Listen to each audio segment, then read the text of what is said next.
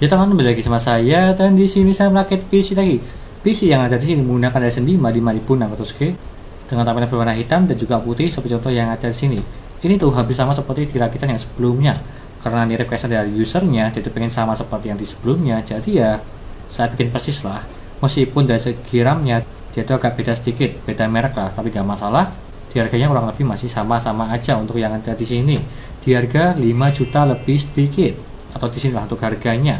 Ya pasti ada orang yang bilang ya di mana bisa pakai Core i3 Gen 10 maupun VGA second, Ryzen 3, Ryzen 4 yang pakai VGA, itu tergantung selera kalian. Tapi kalau ini cuma pakai eGPU aja dari bawaan Ryzen 5 5600G. Meskipun performanya tidak setinggi Core i3 Gen 10 dan juga VGA di harga 5 juta yang sama, tapi untuk upgradable ke depannya ini lebih bagus daripada itu. Dan juga di sini part-partnya semua. Dan sebelum itu, sebelum saya jelaskan apa saja spesifikasi yang ada di sini dan juga mereviewnya, jangan lupa klik subscribe di pojokan bawah tuh ya. Tinggal diklik seperti itu.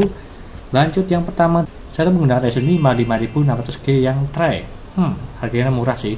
Kalau yang tray tersebut di harga 1.740.000. Beda-beda setiap harganya ya. Tergantung stoknya sedikit atau banyak. Tapi kalau yang sharingnya box di harga hampir 2 juta. Jadi terpaut sekitar 200.000 sampai 300.000 dan lebih baik dialokasikan ke CPU cooler sih supaya suhunya lebih bagus. Kalau yang ada di sini 6 core 12 thread udah lebih dari cukup. Dan apalagi untuk upgrade ke depannya tinggal tambah GPU, sudah kencang performanya. Dan selanjutnya saya menggunakan ASRock A520M HVS di harga terjangkau di harga 900 ribuan. Kalau opsi lain silahkan cari yang MSI A520M Pro atau A Pro sih. Dia tuh harganya lebih mahal sedikit, sekitar 30.000 kalau nggak salah. Sama-sama murah dan juga bagus lah. Ini garansi dari AMD. Dan juga tersupport NVMe slotnya di bagian dalam sini. Karena saya juga menggunakan NVMe di PC ini. Dan selanjutnya saya menggunakan RAM dari Cube Gaming Saber 2x8GB 16GB di kecepatan 3200 di harga 520.000 sih. Seperti penampakan yang ada di sini berwarna silver. Ya masih menyerupai lah berwarna hitam putih. Dia tuh silver masih nyaru dengan warna putihnya, jadi cakep sih dari segi penampilannya. Yang penting kecepatannya di 3200 untuk minimalnya supaya performanya lebih bagus. Dan apalagi ini menggunakan eGPU dari bawaan Ryzen 5 5600G 37. Ini ya di harga terjangkau untuk saat ini. Dan selanjutnya saya tuh menggunakan ini SSD NVMe dari Phenom RX yang 512GB di harga 490.000. 512GB udah saya tancapkan di bagian bawah sini ya. Yang penting pakai SSD, tapi kalau lebih baik pakai NVMe sih.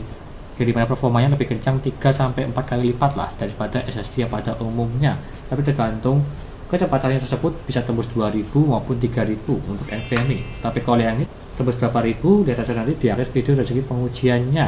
Ya, NVMe Phenom RX 512GB. Dan selanjutnya saya tuh menggunakan CPU cooler dari ID Cooling M40392 kalau nggak salah namanya. Dia tuh low spec kan ya. Dan di sini untuk penampakannya dia harga 160.000 dan dia tuh fan-nya cuma 9 cm, tapi dari segi performanya dia itu bagus, memiliki 3 pipa dari segi heatsinknya dan juga tebal. Dan apakah bisa mendinginkan Ryzen 5 5600G? Lihat aja nanti di akhir video dari segi pengujiannya. Ini udah lebih dari cukup daripada menggunakan stok bawaan AMD. Dan selanjutnya saya menggunakan ini adalah power supply dari PC cooler KF550. Dia harga cuma 400 ribuan, 480 kalau nggak 490 sih untuk yang ada di sini. Dengan performa yang udah bagus lah. Dan apalagi untuk mengangkat Ryzen 5 5600G udah lebih dari cukup karena full load-nya tidak sampai di 100 watt dan juga bisa upgradable untuk jangka panjang. Jadi mana tersebut kalau menggunakan GTX 1660 Ti maupun Super masih bisa lah. Kalau RTX sih bisa ya, di RTX 4060 aja maupun di 3050 juga masih bisa lah untuk yang itu karena hemat daya. Dan apalagi ini udah 80 plus watt dari mereknya PC cooler KF550 di harga terjangkau. Dan selanjutnya saya tuh menggunakan ini casingnya, casing Phenom RX Baldur Omega di harga 390.000 yang tanpa fan karena dia itu ada free fan-nya ya. Tapi kalau yang ini tanpa fan, jadi fan yang tersebut saya ganti ke fan yang lainnya seperti contoh yang ada di sini. Dan juga ini Baldur Omega sudah saya review di video sebelumnya. Dari mulai di harga terjangkau dan juga ada bagus lah tipenya MATX, ada tulisan Phenom RX-nya dan juga ada power supply cover. Meskipun dari sekitar splitter yang jadi kurang ada di bagian atas sini. Dan juga di bagian depan ya masih wajar-wajar aja sih di harganya, cuma di bagian atas saja tidak ada touch filter untuk yang ada di sini. Dan selanjutnya saya menggunakan fan RE7 ada 5, di bagian depan 2, atas 2, di bagian belakang 1. Satuannya di 35.000. Total dari sini di 180.000 ya untuk 5 fan-nya. Dan juga untuk sirkulasi udaranya udah lebih dari cukup, karena dia itu memang maksimalnya di 5 sih. Dan kurang lebihnya seperti itu. Dan apakah ini worth it atau tidak? Di harga 5 juta lebih sedikit, dengan tampilan berwarna hitam putih, elegan lah, dan sangat cakep sekali untuk upgradable ke depannya. Jika itu niat kalian, kalau pengen langsung performa, silahkan cari aja Core i3 Gen 10 dan juga GPU GTX 1050 maupun dia lah. Meskipun performanya lebih tinggi itu, tapi dari segi upgradable ke depannya lebih bagusan ini. Tinggal tambah VGA aja, udah kencang. Itu aja dari saya, gak usah berlama-lama. Lanjut ke reviewnya, yuk.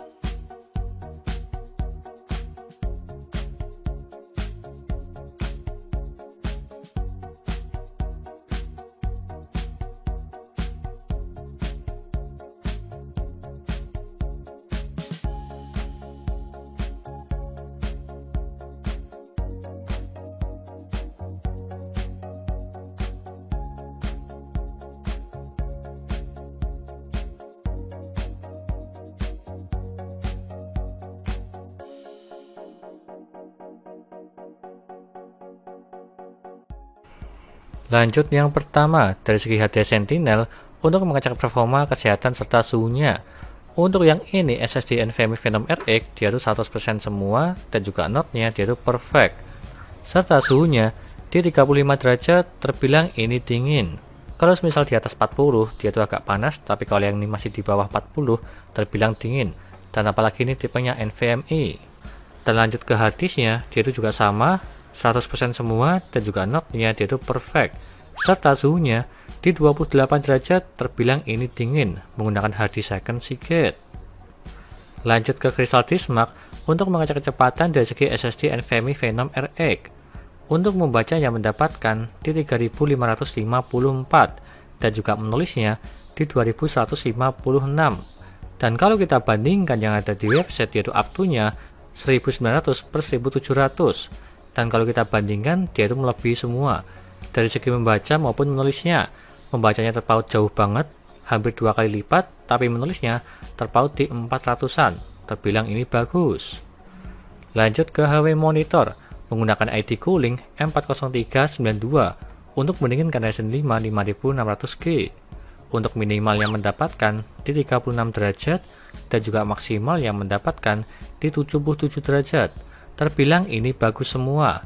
Untuk minimalnya cuma di jadi desktop tidak ngapa-ngapain, di bawah 40 derajat itu bagus, dan apalagi maksimalnya masih di bawah 80 derajat. Ini pun juga bagus, saya tes di Geekbench. Dan lanjut ke gaming. Yang pertama GTA 5, settingan 1080p dan juga settingan normal mendapatkan di 66 fps. Terbilang ini lancar. Di settingan rata kiri dia itu mendapatkan di atas 60 fps. Dan kalau semisal di game GTA roleplay kurang lah kalau yang ini. Mungkin bisa, tapi di settingan 720p kalau semisal di game GTA roleplay. Lanjut ke Tom Clancy Rainbow Six Siege. Settingan 1080p dan juga settingan medium mendapatkan di 61 fps. Ini pun terbilang aman, yang dimana batas amannya di settingan medium karena mendapatkan di atas 60 fps. Kalau misal ingin lebih, silahkan setting ke settingan low untuk gamenya ini. Lanjut ke game Valorant. Settingan 1080p dan juga settingan high mendapatkan di 148 fps. Terbilang ini lancar jaya juga. Settingan rata kanan bisa mendapatkan di atas 100 fps. Gamenya terbilang ringan lah untuk yang ini di game Valorant. Jadi ya lancar jaya sih untuk yang ini. Lanjut ke PUBG Steam, settingan 1080p dan juga settingan low mendapatkan di 46 fps. Bisa dibilang ini cukup untuk bermain game PUBG Steam.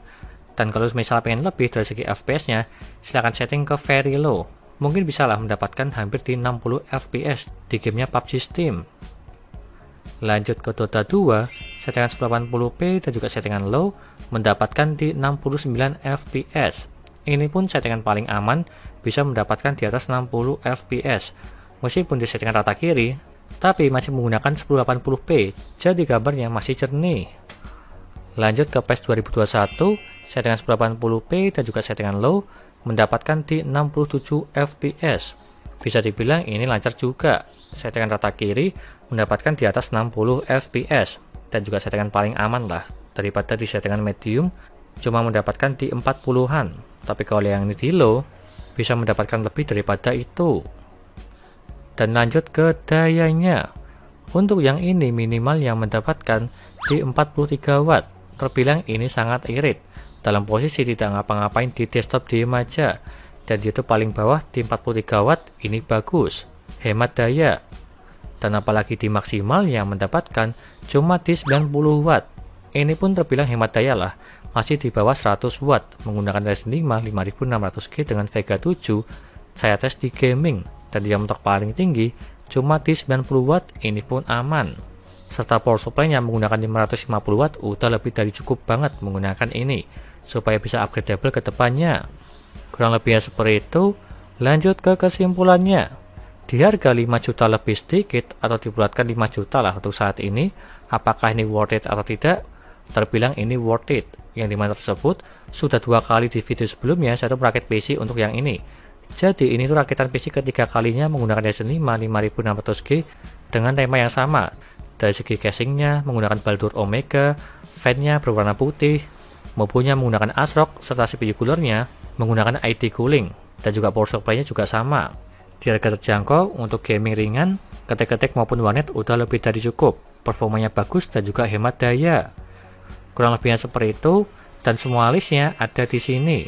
Dan juga semua linknya ada di deskripsi. Silahkan beli aja kalau kalian berminat untuk part yang ada di sini semua. Menggunakan Ryzen 5 5600G dan juga tampilan berwarna hitam putih seperti yang ada di sini.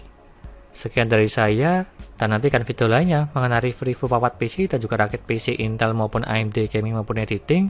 Dan juga jangan lupa share ke teman-teman kalian yang pengen rakit PC, tinggal DM aja. Terima kasih sudah menonton.